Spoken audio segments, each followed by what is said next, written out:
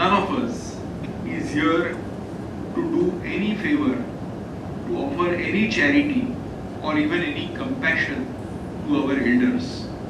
Our respected elders certainly do not need favors, charity or compassion.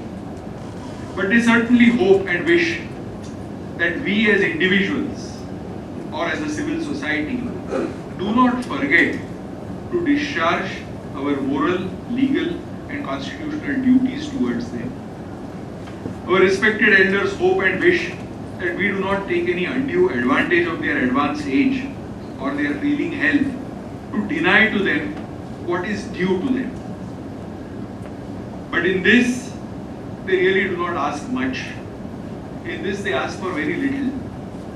Friends, they say that old age requires very little, but it requires that little very greatly and very intensely.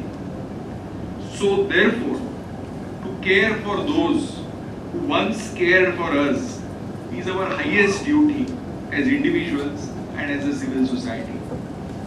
Friends, let us never forget that how we treat our elders today reflects on how the society is going to treat us tomorrow. Problems of access and implementation are enormous and certainly they are not simple. But often there is help for those who seek it. Therefore, our effort and endeavor must be to give help to those who need it but cannot effectively seek it. Today's event is a step, maybe a humble step in that direction. Friends, without sounding overly optimistic, I think we must never give up only because we think that the problem is too big and you think that you can do nothing about it as an individual. Remember the biblical David and Goliath. When asked if he was not bogged down by Goliath's gigantic proportions, David, armed only with a sling, replied, "The target was too big to miss." Friends, each of us can make a difference in the lives of others in need. What is essential is that seniors and juniors, the young and the old, work on this together. Work with each other and not for each other. We rise or fall as one.